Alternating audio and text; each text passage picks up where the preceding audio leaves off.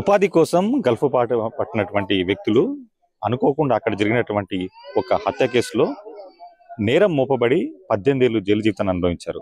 అయితే మరో 6-7 సంవత్సరాలు జైలు జీవితం ఉన్నప్పటికీ కూడా ఇక్కడి స్థానిక నేతల అదేవిధంగా ప్రముఖ నేత కారణంగా కూడా వాళ్ళు ప్రమేయం వల్ల కూడా మళ్ళీ అక్కడ జైలు నుంచి బయటకు వచ్చి తిరిగి స్వదేశానికి చేరుకున్నటువంటి పరిస్థితి మనకి ఇక్కడ సిరిసిల్ల జిల్లాలో ఉంది. సిరిసిల్ల జిల్లాలో పెద్దూరు గ్రామానికి చెందినటువంటి మలేశం రవిలు కూడా ఏదైతే ఉపాధి కోసం గల్ఫ్కి వెళ్లారు, అయితే అక్కడ ఒక వాచ్మెన్ హత్య సంబంధించినటువంటి కేసులో నేరం వీరిపై మోపబడ్డది. సో వీరితో పాటుగా ఉమ్మడి కరీంనగర్ జిల్లాటువంటి మరో 4 కూడా ఇదే కేసులో అక్కడ జైలు జీవితాన్ని అనుభవించారు. అయితే 18 ఏళ్ల పాటు జైల్లో ఉన్నటువంటి వీరి విడుదల కోసం ఇక్కడ అప్పటి మంత్రి ప్రస్తుత సిరిసిల్ల ఎమ్మెల్యే కేటీఆర్ తీవ్ర ప్రయత్నాలు చేయడం జరిగింది. ప్రస్తుతం వాళ్ళు గల్ఫ్ నుంచి ఇక్కడ రావడం, దుబాయ్ నుంచి బయటకు రావడం జరిగింది. ప్రస్తుతం వారి ఇక్కడ చేరడంతో వారి కుటుంబాల్లో ఆనందం నెలకొంది. సో వారి మాటలను తెలుసుకుందాం. అసలు ఈ నేరం వారిపైన ఎందుకు మోపబడ్డది, ఆ తర్వాత జైలు జీవితం అక్కడ ఎలా ఉంది, ఇప్పుడు ఇక్కడికి వచ్చిన తర్వాత వారి ఆనందం ఏంటనే వాళ్ళ మాటలు తెలుసుకుందాం. మీరు చెప్పండి, అసలు ఈ కేసు ఏంటి, అసలు ఆ నేరం మీ మీద ఎందుకు మోపబడింది, అసలు దానికి సంబంధించిన పూర్వపరాలు చెప్పండి. సార్, ఆ సంబంధించిన కేసులు మాకు ఏం సంబంధం లేదు. ఆ కేసు మేము కావాలని వాళ్ళు పాకిస్తాన్ వాళ్ళు మమ్మల్ని పసంద్ చిన్నారు. వాళ్ళు కంపెనీ వీసాలు ఉన్నాయి, కంపెనీ వాళ్ళకి సపోర్ట్ ఇచ్చింది. మాకు కలివెల్లి మా దగ్గర ఏం లేదు. మేము కలివెల్లి పెట్టి మాకు 10 సంవత్సరాలు ఇచ్చారు. ఫస్ట్ వాళ్ళు లాయర్ని పెట్టుకొని వాళ్ళకు సేమ్ ఇచ్చారు. మాకు 15 సంవత్సరాలు ఎక్స్ట్రా పెంచినారు. అది వేరే గవర్నమెంట్ తరఫున మాకు 20 సంవత్సరాలు సెంటెన్స్ ఇచ్చినారు. మొత్తం 20 సెంటెన్స్ కేటీఆర్ సార్ తరఫున మాకు ఇదంతా తెలిసి KTR sir, Narayana sir, Bhima Reddy, Nagabhushan sir, వీళ్ళందరూ మన ఈ బాలు వీళ్ళందరూ కలిసి మాకు కేసు ముందుకు నడిపించి కేటీఆర్ సార్ ముందుకు వచ్చి మమ్మల్ని తీసుకొచ్చిన ప్రయత్నం చేశారు. బాగా కోచింగ్ చేసినారు. మా అన్న ఉన్నాడు, బాగా కోచింగ్ చేసి ఎవరు పడితే వారికి ఫోన్ చేసి మాట్లాడు అన్ని చేసింది. మా అన్న బాగా నడిపించిన కేసు. వాళ్ళకి ఎవరు పడితే ఫోన్ ఎప్పుడు పడితే అప్పుడు ఫోన్ చేసుకుంటా మాట్లాడి కేసు నడిపించింది. ఓకే, మీరు చెప్పండి, అప్పుడు ఏదైతే 2006 జరిగినటువంటి సంఘటన, ఆ రోజు నేపాల్ చెందినటువంటి వాచ్మెన్ బహదూర్ హత్య జరిగిందో ఆ రోజు అసలు ఏం జరిగింది, అది మీరు అప్పుడు ఎక్కడ ఉండడం జరిగింది, ఓవరాల్ గా కేసు సంబంధించినటువంటి ఆ రోజు జరిగినటువంటి సంఘటనకు వివరాలు చెప్పండి.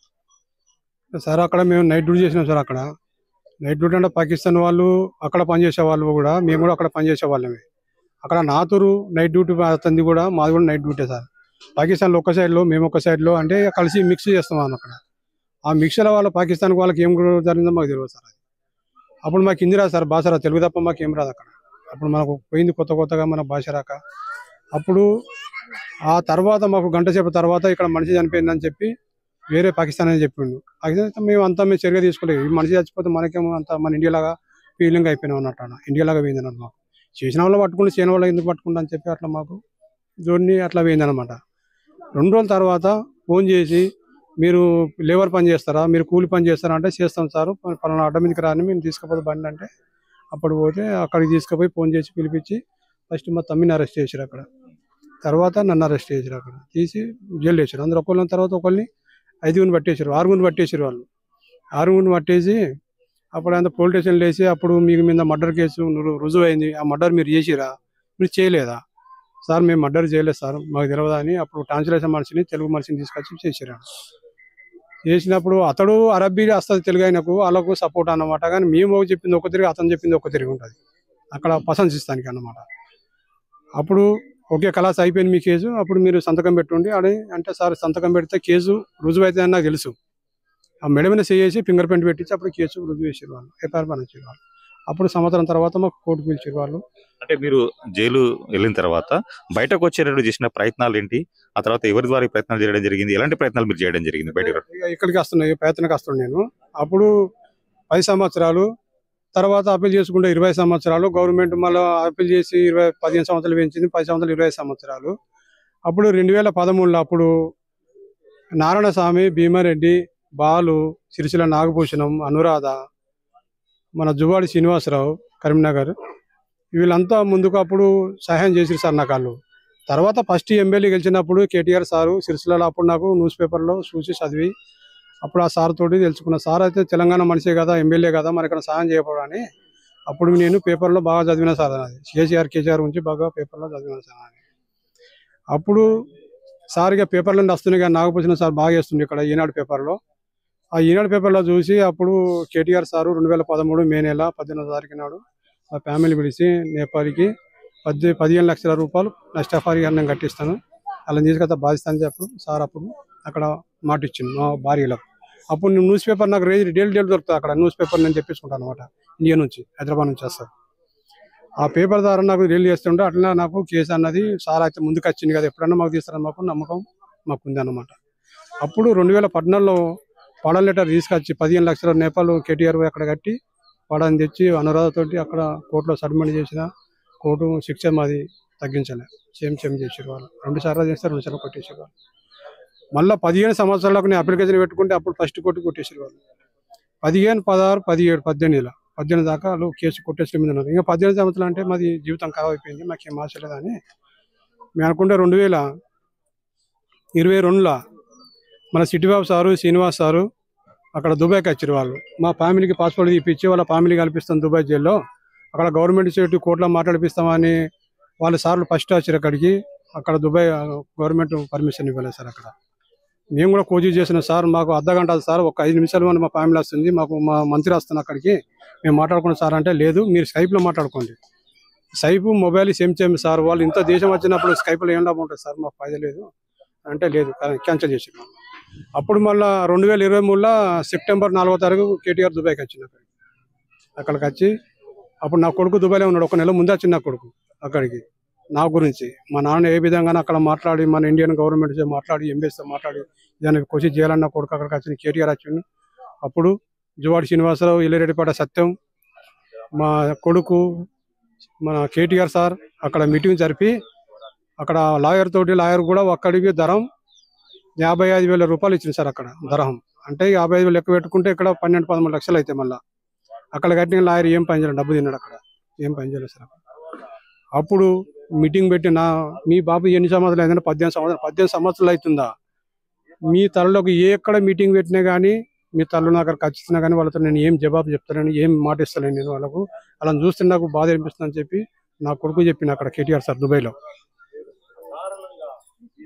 అక్కడ చెప్పినాక నువ్వు ఏం టెన్షన్ పెట్టుకోకు, నేను చేసే పత్రం నేను చేస్తున్నా అని చెప్పి అప్పుడు మన ఇండియన్ గవర్నమెంట్ ఎంబీఎస్ ద్వారా నా పెద్ద ఎంబీసెట్ పిలిపించి అక్కడికి అక్కడ ఒకటి మన పాడల లెటర్ రాసి వీళ్ళు ఇచ్చిన, వీళ్ళు నా మనసులు తెలంగాణ వాసులు, వీళ్ళని బయటలో తీయాలని చెప్పి కేటీఆర్ సార్ బాగా చర్య తీసుకున్నా. అక్కడ మీటింగ్ చేసిండు. అక్కడ మీటింగ్ చేస్తే అప్పుడు ఆ సార్ అప్లికేషన్ పేపరు మన ఎంబీఎస్ లెటర్ మా 5గురు పేర్లు పెట్టి వాళ్ళు అప్పుడు గవర్నమెంట్ మన ఇండియా తరఫున పంపించారు. అక్కడ కేటీఆర్ చేసిన సహాయం ఇది.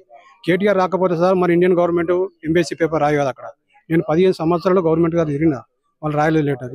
కేసీఆర్ వస్తేనే ఆ లెటర్ రాసేసారు. అది ఆ లెటర్ విధంగా కోర్టులోకి పోయి 2024 జనవరి 15వ తారీఖు నాడు మా కోర్టు డేట్ ఇచ్చారు. వాళ్ళు మాకు తెలియదు సార్, ఈ కేసీఆర్ వదిలిపెట్టారు మమ్మల్ని, ఎట్లా మా జీవితం ఖరాబ్ అని మేము ఆలోచిస్తున్నాం. అప్పుడు కోర్టు పిలిచారు. అప్పుడు మమ్మల్ని మీ కేసు మళ్ళీ 22వ తారీఖు నాడు ఫైనల్ డేట్ అని చెప్పారు. అప్పుడు 24 తారీఖు చెక్ చేసుకుంటే సార్ మళ్ళీ విడుదల పేపర్ వచ్చేసింది ముగ్గురికి. ఇంకొక మనిషి అక్కడ చిక్కిపోయింది సార్, అది అని రాలే. ఆ కేటీఆర్ చేసిన సహాయంతో వచ్చి మా తల్లిదండ్రులని, మా భార్య, బిడ్డల్ని, మా ఫ్యామిలీని అందరిని మేము కలుసుకొని సంతోషంగా ఉన్నాం సార్. ఈరోజు అంతా కేటీఆర్ చేసిన సహాయంతో నేను ఇంత దూరంకు కష్టం గడుపుకుంటా, కాలం గడుపుకుంటా మేము వెళ్ళబోసుకున్నాం సార్. కానీ ఏం చేసుకోలేకుంటే ఇప్పుడు మా కాళ్ళు ఎక్కడ చేద్దామంటే ఇప్పుడు మా దగ్గర ఏం లేదు సార్. ఇప్పుడు మాకు ఏదైనా కేటీఆర్ ఏదైనా ఉపాధి పని ఏదన్నా ముందుకొచ్చి మాకు ఏమైనా సహాయం చూపించాలని, ఓదారు చూపించాలని కేటీఆర్ సార్ని నా మనస్ఫూర్తిగా కోరుకుంటున్నాను సార్. అంటే మీరు చేయని నేరానికి జైలు జీవితం అనుభవించిన మీరు చెప్తున్నారు కదా, సో జైలు ఉన్నప్పుడు మీ మానసిక పరిస్థితి ఏంటిది, ఆ తర్వాత మీరు అక్కడ జైలు చేసినటువంటి పనులు ఏంటి, అక్కడ మీతో ఎలాంటి పనులు చేయించేవాళ్ళు, అక్కడ జైలు జీవితం ఎట్లా ఉండేది, మీకు ఎట్లా గడిచింది మొత్తం? ఎట్లా అంటే నరకం అనిపించింది సార్. అక్కడ కేటీఆర్ ఇచ్చిన మాట మీద మేము బలంగా ఉండిపోయినాం. అట్లా ఈ రోజు కాకుండా రేపు కాకుండా ఎల్లుండి, ఈ సంవత్సరం కాకపోతే వచ్చే సంవత్సరం తీస్తారని మాకు నమ్మకం, గ్యారంటీ అది నిలిచిపోయింది సార్ మాకు బాగా.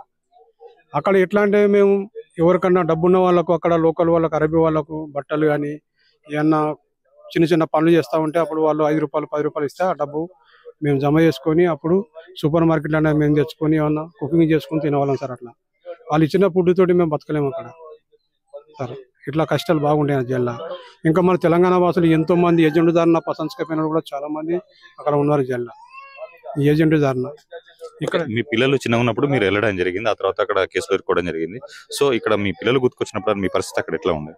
బాగా తగిలిపోయింది సార్. అక్కడ మాకు ఏం వీళ్ళ గురించి తెలుసుకోక మేము బాగా మా అందరం మేమే కుమిలిపోయినాం. ఏం చెప్పుకోలేక, ఎవరు చెప్పుకోలేక. ఇప్పుడు ఇక్కడ ఫోన్ చేస్తే నెలకోసారి 2 నెలలకోసారి వీళ్ళు బాగున్నాయని చెప్తారు, కానీ ఇలా తక్లీఫ్ మాకు తెలియదు. ఇప్పుడు మేమేం చూడలేము. అది మాకు మా అందరం మేము బాధపడుతున్నాం, మీలేం అనలేక ఎవరిని మేము అడగలేక బాగా కష్టం వెళ్ళేసింది సార్ అక్కడ. ఓకే, ఇది మొత్తానికైతే జైలు జీవితం 18 ఏళ్ళు జైల్లో ఉండడంతో కూడా ఇక్కడ కుటుంబ సభ్యులకు కూడా తీవ్ర ఆందోళన ఉంది. అసలు అక్కడ ఏం జరుగుతుందో తెలియని పరిస్థితి. అటు తండ్రులు దుర్గంతో కూడా ఇక్కడ పిల్లల్లో కూడా ఒక బాధ అయితే ఉంది. అయితే వారి మాట తెలుసుకుందాం. అంటే మీరు చెప్పండి, అసలు జైల్లో ఉన్నప్పుడు ఇక్కడ మీ పరిస్థితి ఏంది? నాకు 1.5 year ఉన్నప్పుడు డాడీ ఫారెన్ వెళ్ళిండు. నాకు 5th class వరకు డాడీ అసలు జైలు పడ్డాడు అనే విషయం తెలియదు. నాకు 6th class ఊహ తెలిసినప్పటి నుంచి అయితే చాలా బాధపడ్డా. ఇంటర్మీడియట్ సెకండ్ ఇయర్ దాకా చదువుకున్నా. ఇంకా పై చదువులు చదువుకుందామన్నా డాడీ లేడు, అమ్మకు చదివించేంత స్తోమత లేదని అమ్మతోని కూలి పనికి అయినా. ఎక్కడ మీటింగ్లు అయితే అక్కడికి మీటింగ్కి వెళ్ళినా. కానీ కేసీఆర్ సార్ అయితే చాలా హెల్ప్ చేసిండు. కేటీఆర్ సార్కి హార్ట్ఫుల్ గా థ్యాంక్స్ చెప్పాలనుకుంటున్నాను. అంటే అప్పటికి మీరు ఇప్పుడు మీకు ఊహ తెలియదు, తర్వాత ఇప్పుడు మీ తండ్రి గల్ఫ్కి వెళ్ళినప్పుడు, సో ఇప్పుడు చూసిన తర్వాత మీకు ఏం అనిపిస్తుంది? చాలా ఏళ్ళ తర్వాత మీకు వచ్చిన తర్వాత మీ ఆనందం ఎట్లా? ఆనందం అంటే అది చెప్పలేను, మాటల్లో చెప్పేంత ఆనందం అయితే అసలు కాదు. మాటల్లో కూడా చెప్పలేను మా నాన్న నేను చూసిన తర్వాత. మీరు చెప్పండి అమ్మా, ఏదైతే మీ భర్తలు అక్కడ కేసులు ఎదుర్కొన్న తర్వాత ఇక్కడ మీ పరిస్థితి ఏంది? ఆర్థికంగా ఎట్లా ఇబ్బంది పడ్డారు? ఆ తర్వాత ఇక్కడ మీ పిల్లల బాగోలు చూసుకోవటం ఎలాంటి ఇబ్బంది పడ్డారు మీరు? కూలి పని చేసుకుంటూ వాళ్ళని చదువుతున్నాం సార్. సాధిన వాళ్ళని ఏంటంటే పెద్ద వేరు కూలి పని చేసుకుంటూ వాళ్ళు కూడా నాతోటి చదువుకుంటా అని మస్తు కోరుకుందమ్మ, మన దగ్గర డబ్బులు లేవు కదా. నేను కూడా కూలి పనికి వస్తానని 2 బిడ్డలు కూడా నాతో కూలి పనికి వచ్చారు. పెరిగిన కొద్ది పెళ్లిలో ఈడికి వచ్చే ఆడపిల్లు ఉంటే ఎట్లా ఉన్నదని అంటే ఏదో ఇక వాళ్ళ నాన్న జైల్లో పడ్డాడు కదా ఎందుకు అని అంటే చేసుకున్నారు సార్. చేసుకున్నందుకు వాళ్ళ జీవితంలో నా భర్త అట్లా జైల్లో వాడు ఇట్లా వాళ్ళ జీవితం అయితే ఎందుకు కాకుండా వాళ్ళ రెక్కల కష్టం మీద చేసుకుంటాడుగా. అదే వాళ్ళ తండ్రి అయినప్పుడు పెళ్లి జరిగిన వీళ్ళు తండ్రి పోయినాక చిన్న పిల్లలు ఇక ఎంత 12 ఏళ్ళు 16 ఏళ్ళు 17 ఏళ్ళు వచ్చినాక పెళ్లి చేసిన సార్. నేనే ముగ్గురు పెళ్లి చేసిన. తండ్రి లేకుండా పెళ్లి చేశారు? పెళ్లి చేసిన సార్. నేను ఇద్దరికి చేసిన పెళ్లి నేనే చేసిన. వాళ్ళ బాబు అక్కడ జైలు ఉండగానే నేనే చేసిన. ఇక చేసి బాకీ. మీరు చెప్పండి అమ్మా, పెళ్లి సమయంలో మీ తండ్రి లేకుండా మీరు పెళ్లి చేసుకోవడం మీకు ఎంత బాధగా ఉంది? అప్పుడు ఎట్లా ఏం జరిగింది? చాలా బాధాకరం. అందరు తండ్రులు కాళ్ళు కడిగి ఇవి అవి చేస్తారు కదా, మాకేం కడగలేడు కాబట్టి ఏం చేయలేడు కాబట్టి ఇక బాగా ఉంది. ఇక అమ్మని బట్టి మా పరిస్థితిని బట్టి మేము 16-17 ఏళ్ళకే చేసుకున్నాం. ఇక మా డాడీ పెళ్లి జరిగేటప్పుడు డాడీ లేదు, మేము చాలా ఏడ్చాము. కానీ అందరూ తల్లిదండ్రులు కాళ్ళు కడిగి కన్యాదానం చేస్తే అది మేము ముగ్గురం, మా అన్నకు తెలీదు, మా ఇద్దరికి అక్క చెల్లెలకి మాకు కూడా తెలీదు. నాన్న లేని పెళ్లి మాకు చాలా బాధాకరం. కానీ ఇప్పుడు మన డాడీ వచ్చినందుకు చాలా సంతోషంగా ఉంది. కేటీఆర్ దయ వలన మా డాడీని మేము చూడగలిగినాం చాలు. మా పిల్లలు కూడా చాలా హ్యాపీగా ఉన్నారు. థ్యాంక్స్.